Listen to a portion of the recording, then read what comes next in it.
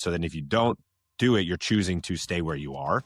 And that's really the kind of message for everyone is like, if you don't make a decision to change, you will stay where you are. And that's a choice too. So, it's all about like analyzing, like, what is it that you're trying to achieve? How do we get there? If we can get there naturally, fantastic. If not, how do we do it in the safest, most appropriate way?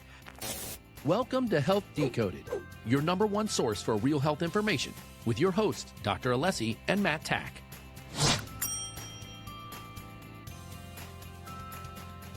Hey, Health Decoded listeners, Dr. Alessi here. Let me ask you a serious question. Are you tired of waiting until something goes wrong to finally see a doctor? At Alessi Functional Health, we take a different approach, the right approach. We believe true healthcare isn't about chasing symptoms. It's about preventing them in the first place. That's why we created the Alessi Total Care Program. This is a functional medicine-based membership that gives you proactive, personalized care year-round. You'll get access to comprehensive blood work and functional testing, custom doctor-grade nutraceuticals, deep discounts on labs, protocols, and follow-ups, as well as 24/7 direct access to your doctor, not just a 10-minute checkup that ends with another prescription. And here's the best part. As a Health Decoded listener, you'll get your first 3 months completely free when you sign up for an annual membership. That's on top of hundreds in savings already built into the program. This is your chance to take responsibility for your health and join a movement that's redefining what primary care should look like. Head on over to alessifunctionalhealth.com, click on our services tab, and go to Total Care. Learn more about this program and claim your exclusive podcast listener offer. Your health is your greatest asset. Let's protect it proactively. Welcome back to another episode of Health Decoded. I'm your host, Dr. Alessi. Your co-host, Matt Tack. And we're doing something cool today. We haven't been in the same room for a podcast in a while, man. So it's been a minute. This is nice. We're a little bit leg to leg here, but I don't mind. Well, thank you for joining us today. If you're tuning in, this is going to be a fun episode, something that we've been really trying to push towards within our clinic and within what we're doing to help people, and is really the topic of hormones and hormone imbalance, hormone dysfunction, whatever you want to call it. It's almost like becoming the new normal, right? To find a patient who comes in and runs blood work with us or runs any type of labs and has perfect hormones is actually more rare than the other way around. So it's really important, because if you're not aware, hormones are basically the vitality, right? Especially the androgens, things like testosterone and estrogen. These are what give us energy, what give us life. And then other things like cortisol is very important to have within check as well, because that can steal from other hormones too. I was just going through this the other day as I was training with one of our interns about like the way that hormones kind of go through the cascade. Your body uses things to synthesize them, cholesterol, vitamin D, right? And it creates these hormones, but then they go through this cascade, right? It creates the first hormones and then says, okay, I've got enough of that. I'm going to go into now what's needed next. But when we're in a heightened stress state all the time, our body's going to prioritize shifting all of that towards cortisol to keep us, alert and attentive and in that sympathetic dominance, and it'll take from other hormones. And so there's also cases where people will have more like progesterone or pregnenolone or estradiol versus testosterone, and the body's just shifting to what it needs for that. So when we're out of balance or dysregulated, the hormones will be as well. And then that's just a snowball, right? So it's kind of a double-edged sword. So, the topic or the point of what we wanted to get into today is like, let's talk a little bit about like why are hormones off. And I kind of got into it a bit there, but then we'll talk about what we're doing and kind of how we're approaching this, naturally, but also holistically, but as well as incorporating some of the replacement medication that we do as well. So, let's get right into it. So, the reality is, like I said, it is the new normal nowadays to see people with these dysfunctional hormone rhythms or imbalances. And the reason isn't necessarily that our biology is different. Our biology is the same as it's been for the last 100 years. But why do we have half the testosterone of our grandfathers, right? And the difference is the environment, right? I think you would agree is we live in a plastic world. Everything is plastic, coated in plastic, plastics in the food, in the water. Endocrine disruptors are basically in everything, right? I mean, essentially we're wearing plastic right now, which I try to wear cotton as much as possible. But chronic stress, right? Exposure to toxins in the air and in the environment, depleted nutrition. So our food, we talked about this in an episode a long time ago, man. The food has half the nutrients in it that it did, 100 years ago, 50 years ago, because things are just so heavily processed and monocropped that it's starting to now disrupt the endocrine system from the inside. So, again, hormones they're not the bad guys. Even when there's too much of one, it's not that that's the issue. It is that those are messengers that are then telling your body to do something the wrong way, or they're telling the wrong message, right, at the inappropriate time. So again, modern drivers of these dysfunctions going to be chronic stress. So we'll get that cortisol dysregulation. Toxins can often lead to things like estrogen dominance. Sleep deprivation is a huge one, right? Men who are chronically low on sleep are not going to have enough testosterone growth hormone. And then poor diet, we know. So, again, there was a study out of the Journal of Endocrinology and Metabolism. This was done in 2022. Said that environmental and behavioral factors are now the dominant contributors to hormone decline before the age of 50. So kind of a massive stat there, basically telling us that, well, in a good way, you're in control, right? You can control your environment. You can control your behavior. And so if those are the things leading to this broken system, then it's kind of in our hands or your hands, right? Whoever the person is, to take action. And so, that's where we always talk about, like, what is the first step is also like data. So I'll let you talk a bit about like the data side, right? And kind of how we approach that, or how you've approached that in your experience too. Yeah, just taking a step back though for just a quick minute.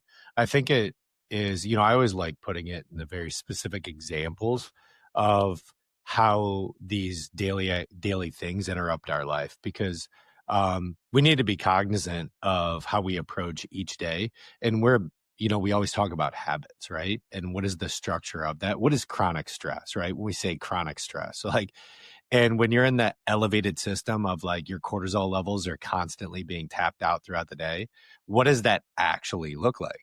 And a lot of times it comes from stemming from we're not actually getting the sleep that we need to. And usually we're waking up with kids in our face, right? And me as a parent, I'm waking up with a kid in my face and heightened stress right away. Get out of my bed or something like that, right? Yeah. So that could be number one, right? I'm not getting up before my kids, and therefore I have elevated stress. Get out the door. We're already running 5 to 10 minutes late, right? I'm late for work, right? Those are elevated cortisol stressors, right? Of when you're going into an environment, you're strained, right? Your central nervous system is so tightly wound even before you get into work. So that's an example of a stressor, right? Then the next thing you're doing is like, I need that cup of coffee, right? I need caffeine in my system before you're even hydrating yourself with something that is going to get you in the parasympathetic state of just, hey, I need to decompress for a minute. I just need to hydrate my body. You naturally go into another elevated cortisol level of, hey, I need to like decompress these, interfere these sleep receptors and heightened with caffeine, right? And so then you're caffeinating yourself throughout the day. So all these different things are building up throughout the day. Hey, I don't have enough time to work out today, right? Then you cannot recapture that, right? Get yourself decompressed a little bit, get those cortisol levels down, get again back into the parasympathetic state. So all these things then are a dictation of the chronic stress load that you're just bringing down as oxidative stress loads on your body. And that's where things really interfere, right? I don't have as good a judgment as I need to when I'm eating then at that point. And so then I'm putting highly inflamed substances into my body. I'm not staying hydrated throughout the day. Very basic principles then that are elevating these stress loads, because the whole goal is really to eliminate more stress and to bring in more of a parasympathetic state where then I am, I'm not woo-saw throughout the day. That's not like what we're trying to get at. The point is to ebb and flow with it so it's not all oxidative stress 100% of the time, every single day. Yeah. And so those are really important things to really understand of like what is actually interfering, right? They're all interferences, but how am I building the baseline and the disciplines to just be like, hey, look, how can I just breathe for a minute? And so where do we go with this then of like, what's first, right? And healing that system through HRT. And that's really hormone, we call it hormone optimization therapy, hormone replacement therapy. We can dive into all of it, but the reality is this, and in functional medicine, we always start with the restoration before the replacement. And you can't build hormone balance on a broken foundation. And that's where I go back to what I just prefaced, right? So what are the core restoration pillars? And that at the end of the day, blood sugar regulation, I think is a really important thing to look at. Number one, low glycemic meals, protein every 4 to 6 hours. That's something that I build in on a daily basis. If it doesn't have 30 to 40 grams of protein in my main meal group, you probably shouldn't eat it.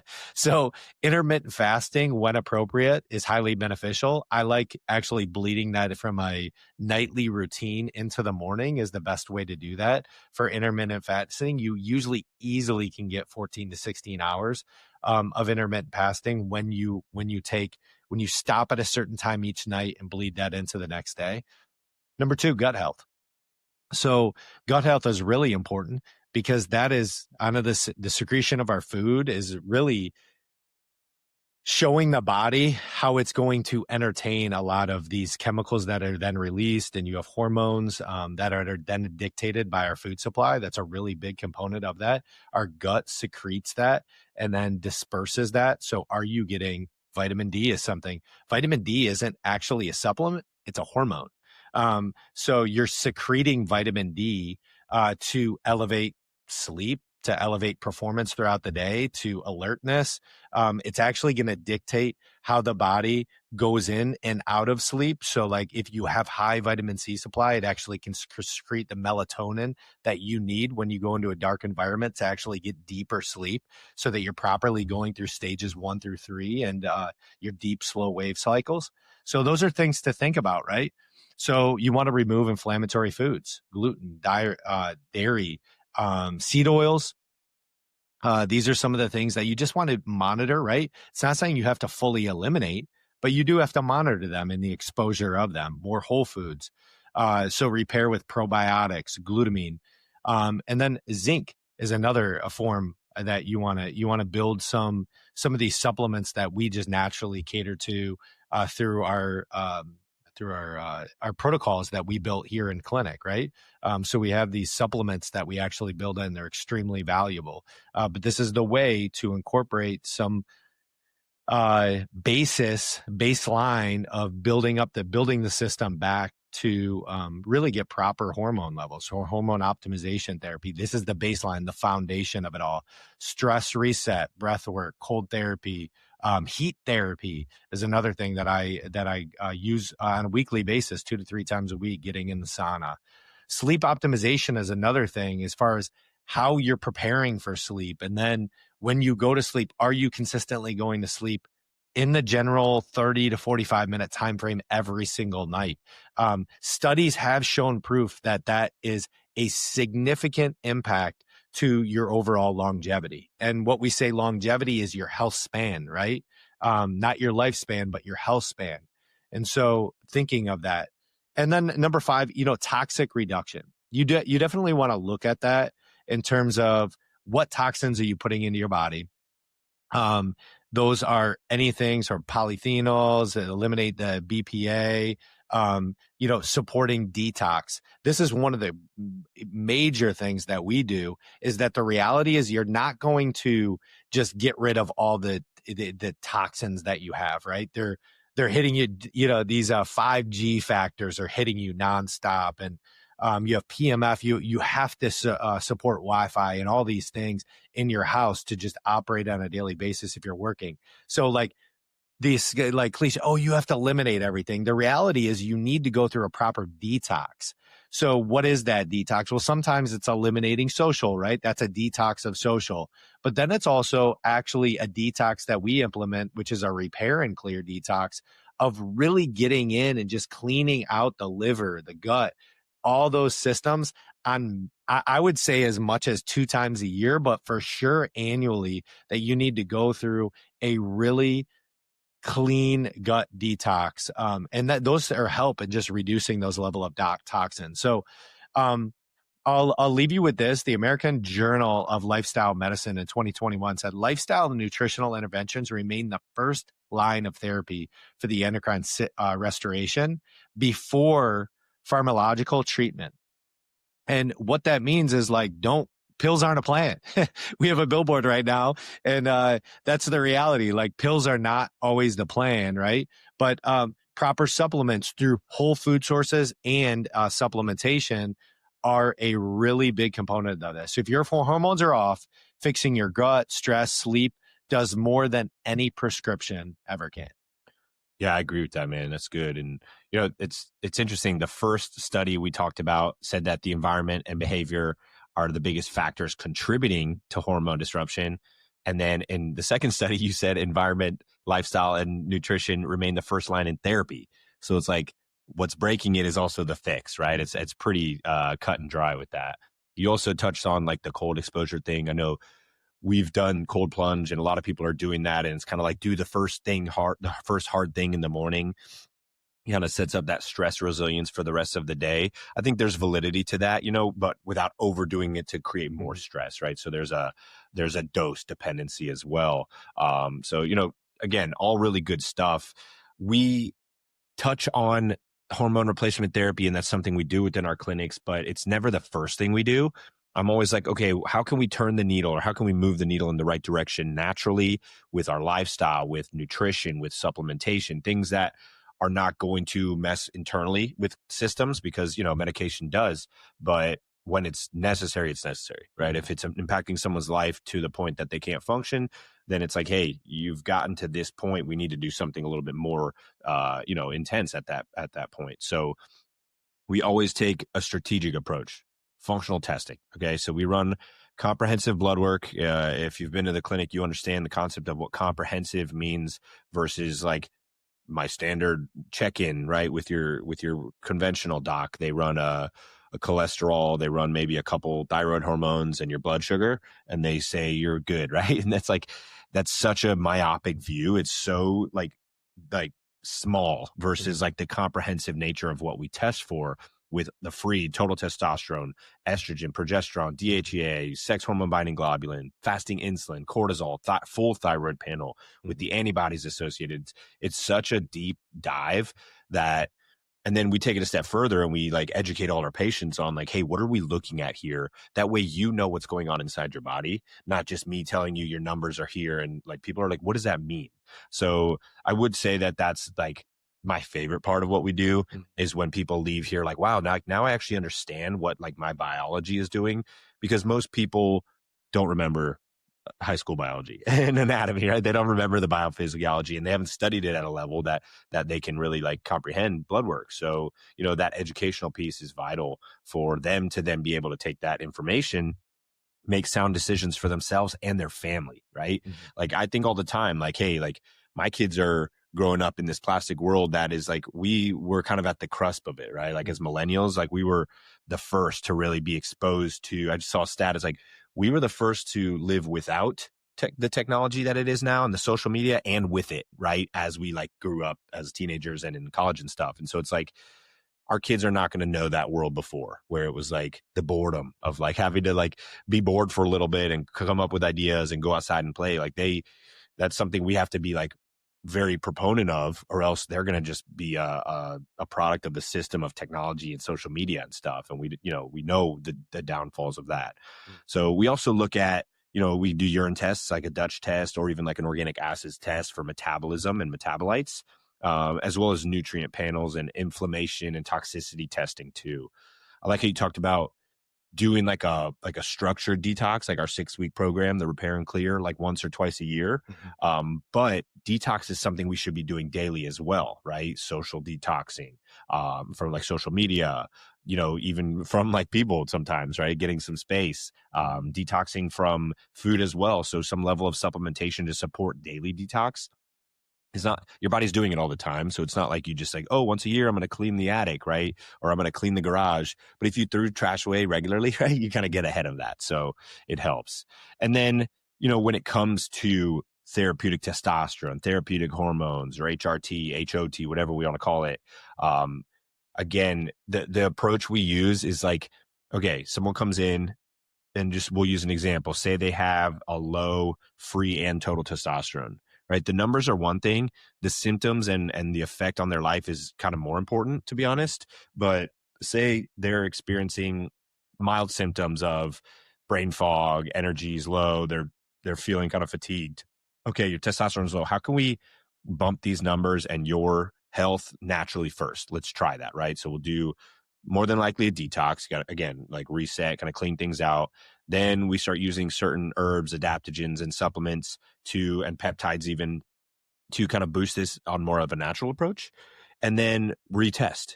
Some people, we see that they get great change over maybe a couple 100 points on the score, the numbers of the testosterone or whatever hormone, and they feel better. And then it's like, all right, that's a win, right? Let's maintain this now.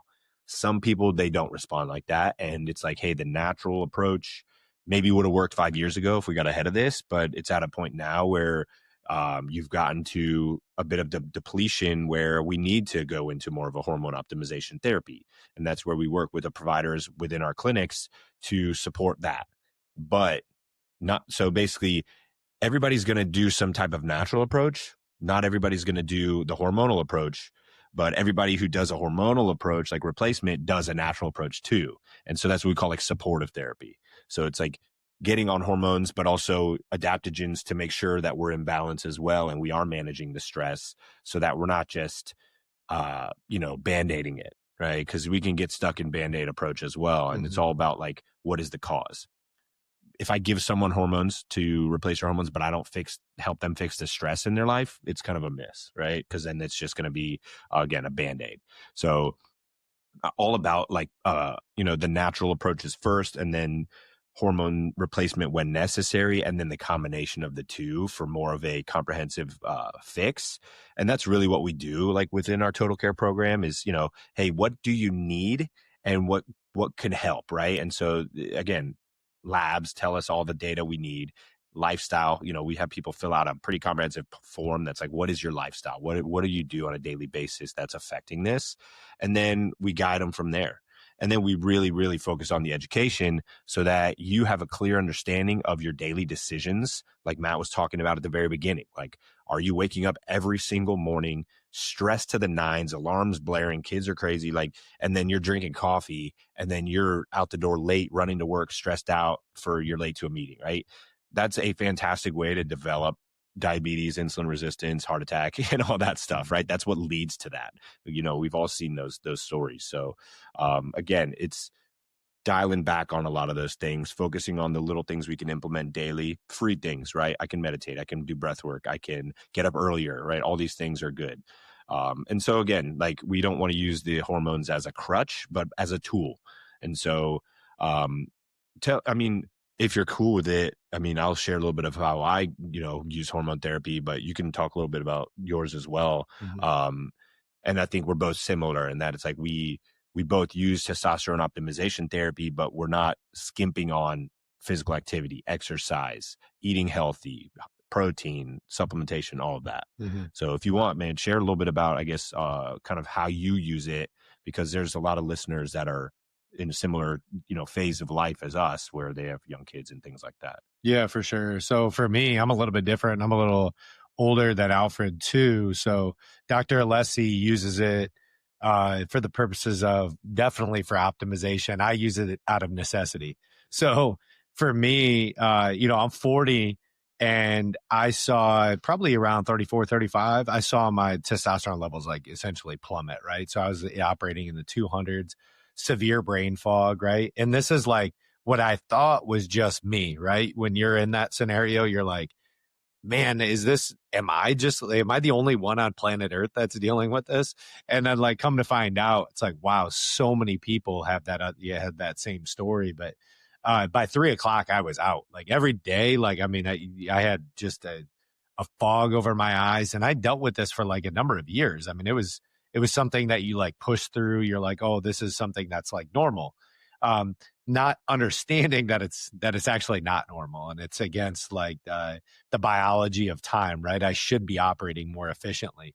And so for me, I decided to dig into it. I wanted to really dig in what was actually physically going on. And exercise was a key still part of my life. It was something that I did, but like I did it really early in the morning. So that actually catered to my depletion by actually 3 p.m. It was working against me because I didn't have the energy to sustain testosterone levels to get me through an entire day. And so once I dug into my blood work and really understood what was actually going on, I I had to make a decision, right? And for me, it was actually I had a clean enough diet even at that time where I thought I was getting everything through whole food sources. I now know that's literally almost physically impossible, right? That you can get everything through whole food sources. I really don't believe that's the case. I think you should get most of things through whole food sources, but not everything naturally with our natural food supply and within our supply chain to get access to food, that you will get everything in a day's allowance to optimize what you call. So I had to restructure my habits in terms of like how I operated. And then my narrative and my story, things completely shifted 2 years ago when I decided to actually look and get deep into the gut. And then specifically on the outside of that, going through a detox and then building in the proper supplementation of increasing my vitamin D supply, which I since have, increasing omegas, which I have, right? And so I was naturally over time taking inflammation out of my body, which then obviously repurposed things for HRT or HOT.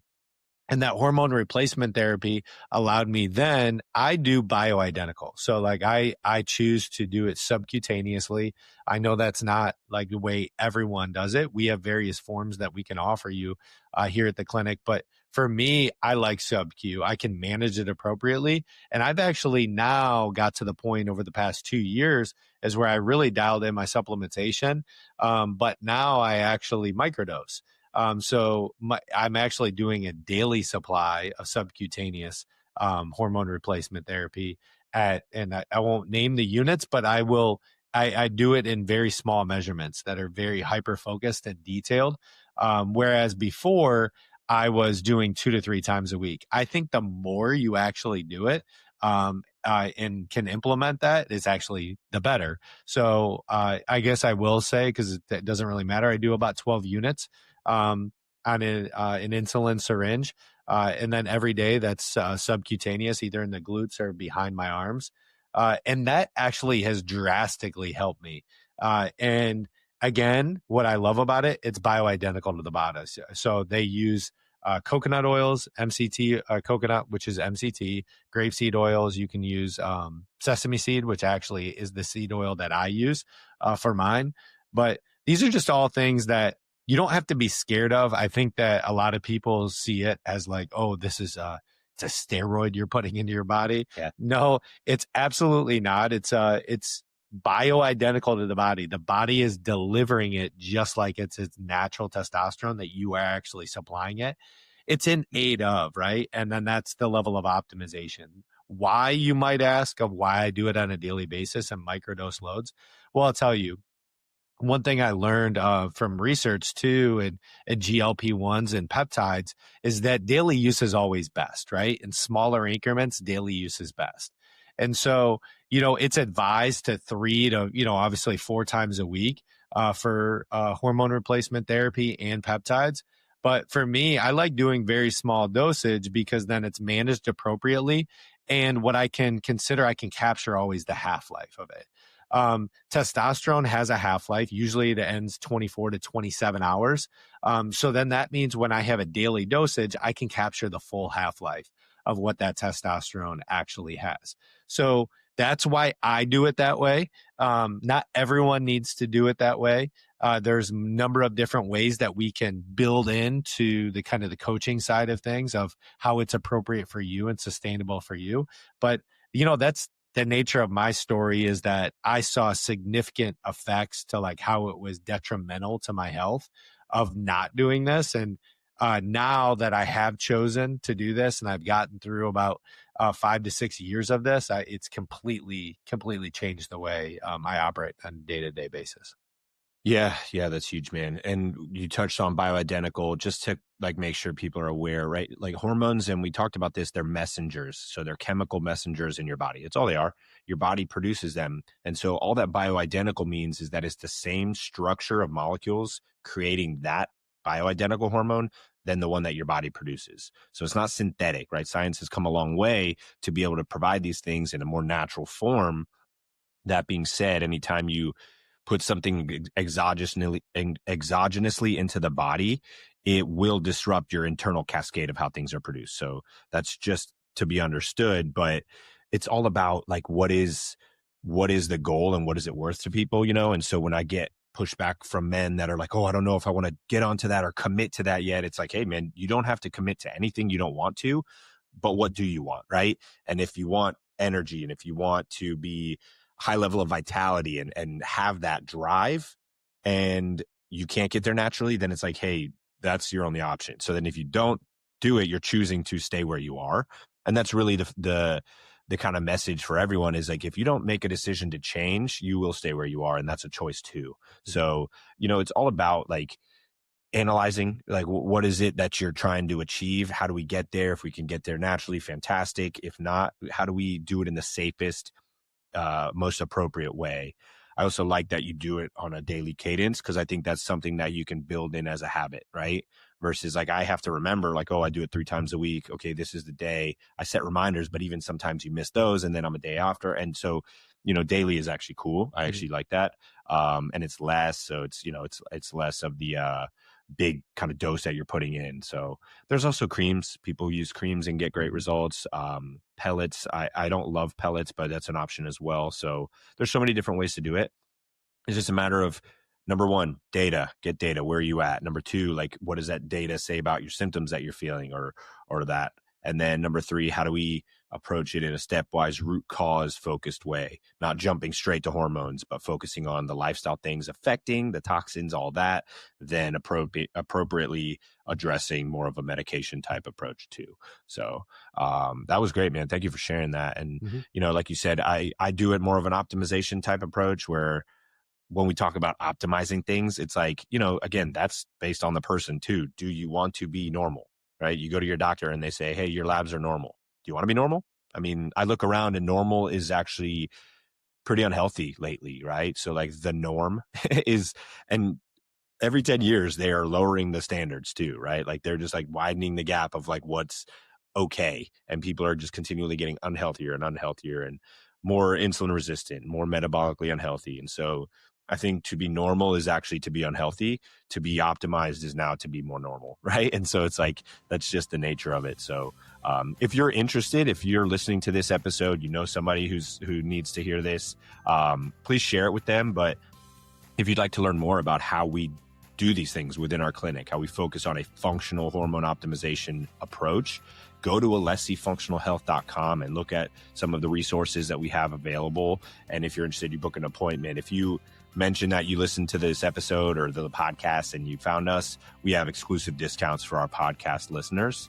And if you want to learn more about any of our programs, go to alessifunctionalhealth.com.